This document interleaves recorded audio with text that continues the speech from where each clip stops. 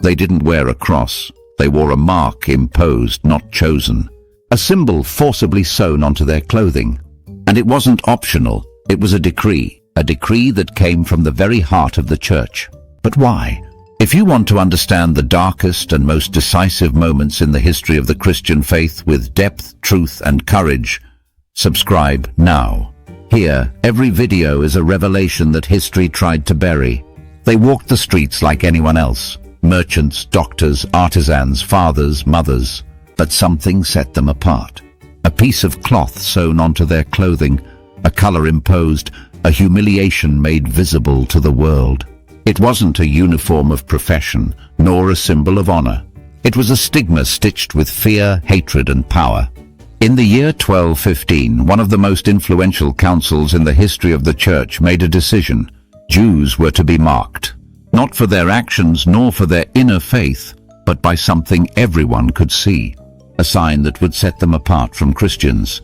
A decree that seemed small, yet carried centuries of prejudice in just a few words. But why would the church do this? Why, at that moment in history, was it so important that Jews be recognized from afar? And what does this reveal about the heart of medieval Christendom, and perhaps about our own? This story isn't just about the past. It's about how symbols shape destinies, and how power, when fused with fear, can mark the soul of an entire civilization. In a Europe immersed in rituals, superstitions, and a faith that governed every detail of life, clothing was more than just attire. It was a language. Fabrics and colors spoke silently of who was noble, who was a servant, who belonged, and who was a stranger. The Jews of the Middle Ages lived under an invisible tension. Allowed in some cities, persecuted in others, often tolerated out of economic necessity, as bankers, doctors, translators, but never fully accepted. They walked through a world that viewed them with ancestral suspicion.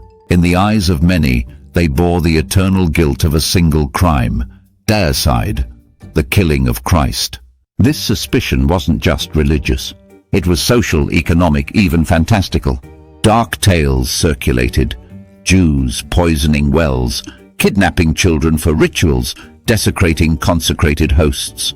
Legends ignited by ignorance and fueled by preachers from their pulpits. And so a chasm widened, invisible yet deep, until someone decided to make it visible. The idea of marking Jews with visible signs did not emerge from nowhere.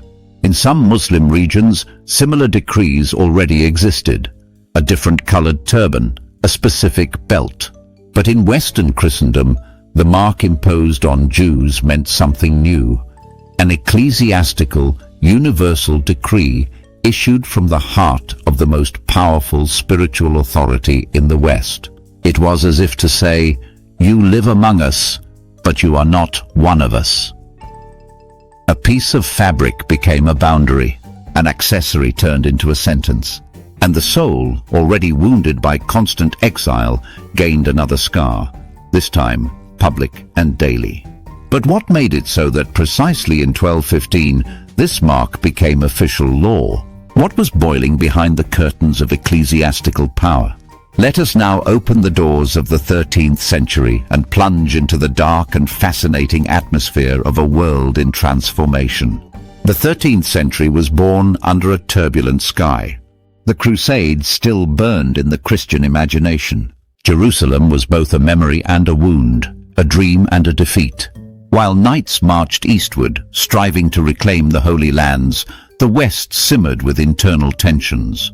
A world craving order and ruled by fear. Fear of heresy, fear of hell, fear of the other. The church was not merely a religious institution. It was the axis of Western civilization. Its words shaped laws, defined morality, regulated desire, and even dictated death. And on the papal throne sat a man with far-reaching vision. Innocent III, a young visionary pope, deeply convinced that Christendom needed to be purified, unified, and brought under control. Innocent saw the fragmentation of kingdoms, the abuses of nobles, the whispers of heretical sects and dangerous doctrines. To him, everything required a response, and that response would take the form of a council. a grand assembly that would redefine the direction of the faith. At the same time, the population lived amid extremes. Famine ravaged villages, while relics of saints promised instant healings. Tales of miracles spread by word of mouth, while rumors of monsters, heretics and conspirators crackled in the fires of rural settlements. In this boiling cauldron, the other always emerged as a threat, and among the most feared were the Jews. It wasn't enough that they rejected Christ. They were seen as spiritually blind, and some theologians believed their very presence was a living testimony of guilt. It was as if every Jew bore an uncomfortable reminder that not all knees bowed to the name of Jesus, and that had to be controlled. So when Innocent III convened the Fourth Lateran Council, he wasn't just seeking doctrinal clarity. He aimed to reshape the social and spiritual fabric of Europe. He wanted to draw clear lines between the sacred and the profane, between the children of the faith and the others. What happened at that council would become a watershed moment. In the next chapter, we'll step into the halls of the Lateran Council, where over 1,000 Christian leaders drafted a plan to redefine the Christian world and to visibly separate those who belonged to the flock from those who did not.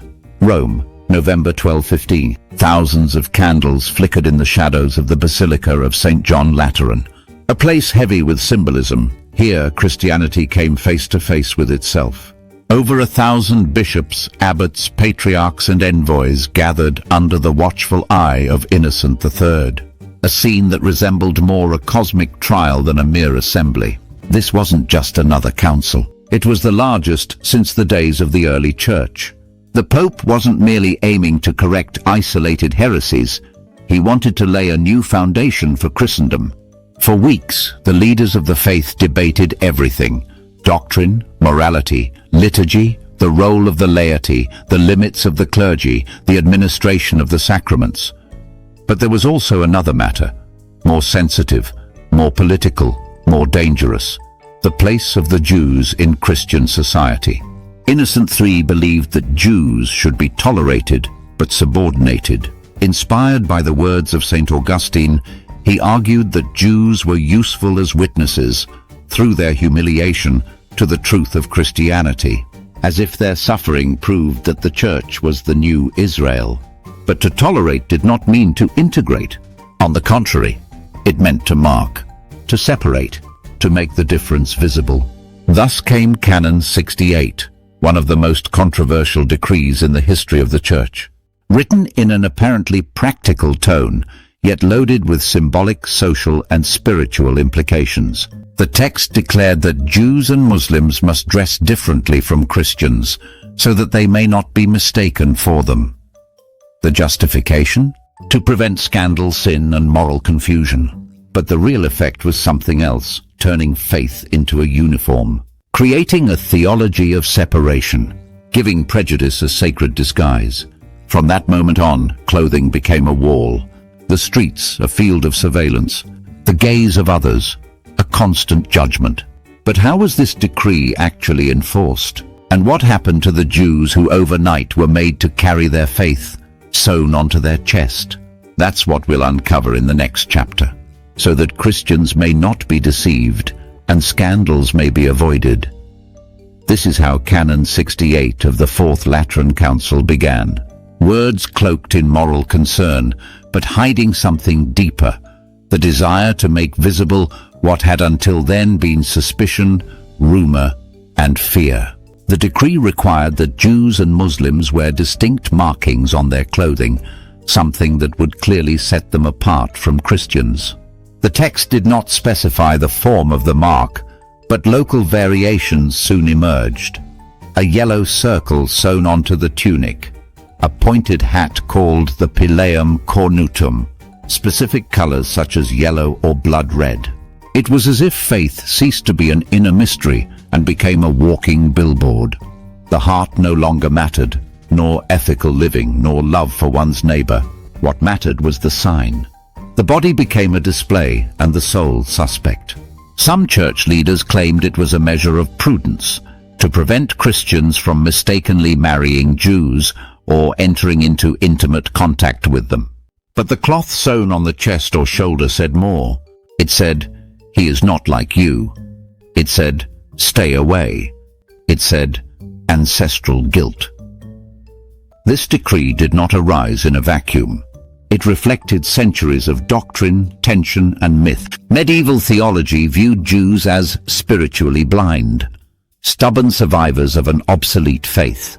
Allowing them to live was almost pedagogical. They were to serve as examples of what happens to those who reject the Messiah. But there was something even more disturbing. By marking the Jews, the decree made persecution easier. Because when a crowd knows who the other is, justice dissolves and violence becomes organized. In practice, the mark became a target. Children laughed in the streets. Merchants refused to sell. Priests pointed them out. Lords demanded higher taxes. Some Jews tried to resist. Others appealed to more tolerant kings. There were even cases in which the marks were hidden or replaced with ordinary clothing, often at the risk of severe punishment. In many places, the decree was enforced to the letter. In others, it gradually faded, but its shadow lingered over Europe for centuries. This seemingly small detail, an imposed accessory, transformed the relationship between Christians and Jews. It made the Jewish body a silent threat. Faith became a border, and that border, a minefield. But the worst was yet to come. In the next chapter, we'll see how this visible mark became a tool for persecution, public humiliation, and even lethal violence, and how it exposed the dark side of a faith that, instead of healing, chose to wound. Have you ever tried walking through a place where everyone looks at you as if you're a threat? Where even a child, upon crossing your path, clutches their mother's hand in fear? For many Jews in medieval Europe, that's exactly what life became. After the decree of the Lateran Council, their clothing was no longer just attire, it was a walking alarm. Wherever they went, their bodies screamed, different, guilty, not Christian. The yellow circle, the most common symbol adopted in local decrees, became a target, not just for mockery, but for real violence. In marketplaces, fairs, even inside their own homes, marked Jews were harassed, ridiculed, attacked. The badge, supposedly created to prevent scandal, quickly became a tool for a greater scandal, publicly legitimized humiliation. Picture a Jewish bride on her wedding day, followed by stares, insults, and spit, all because of a forced adornment. Picture an elderly physician, once respected for treating both Christians and Jews, now avoided like a leper. Not because his character changed, but because of the stigma on his chest. The mark also institutionalized isolation. Many Jews were pushed into ghettos, enclosed neighborhoods where they lived segregated from society. The very term ghetto would later become the symbol of this separation, officially established decades later in Venice. Geographic isolation mirrored the spiritual exclusion imposed by the church, and the consequences went far beyond exclusion. In times of social tension, plagues, famine, wars, marked Jews were the first to be blamed. It was them. Look at their clothing. They live among us, but they are not like us. Pogroms erupted. Entire communities were wiped out. Children were torn from their families and forcibly baptized. In many cases, it all began with the mark, a small circle of cloth, a detail on a garment, but a vast abyss in the heart of society. Even Christian leaders were divided. Some theologians protested against the abuses. Others doubled down. What was meant to protect the purity of the faithful became a mechanism of domination, persecution, and, in some cases, symbolic genocide. And so, a church decision made in a candlelit cathedral descended into the streets as shadow. Faith, which should have built bridges, now used the needle of fear to stitch up walls. But in the end, what does this story teach us? In the final chapter, we'll confront a hard question. What if you were the one marked? What truly separates us from that Europe of 1215, and what part of it still lingers within our hearts today? Close your eyes for a moment. Now imagine that when you wake up tomorrow, you receive an official letter, a decree. From this day forward, you must wear a symbol on your chest. A red circle, a blue triangle, a piece of cloth embroidered with the name of your faith, your origin, your people. You're still the same person. Your values, your story, your choices, none of that has changed. But from the outside, everyone sees you through a single lens, the symbol, a label, a reduction. That's what happened to the Jews of medieval Europe. They weren't expelled overnight. First, they were marked. First, the cloth, then the exclusion, and then the violence. And the most disturbing part, all of it was done in the name of faith. A faith that began with a Jewish carpenter, persecuted, humiliated, and crucified for being seen as a threat to the order. A man who walked among lepers, prostitutes, tax collectors, and who said, "Blessed are the merciful."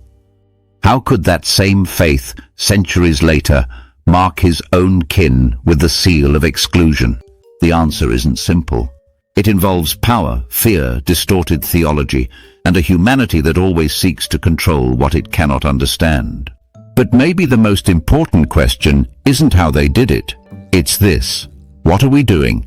We live in a modern world, but one still eager to mark, to label, to divide. We wear different clothes, use different words, invoke different signs, but have our actions truly changed? The story of the Fourth Lateran Council isn't just a forgotten ruin, it's a mirror, a warning. Because every system of oppression starts the same way, with a detail, a mark, a word spoken without mercy, and every transformation begins with another kind of mark, the mark of an awakened conscience. So I ask you, what if you were the one marked? The history of Christianity is filled with light, but also with shadows. And it is our responsibility to face both. Not to judge the past through today's lens, but to ensure that the present does not repeat the mistakes of yesterday. If this story moved you, share it. Don't let it be forgotten. Leave a comment saying, "I refuse to mark the other." And if you want to keep walking this path through the living history of faith, subscribe now. There's still so much left to uncover.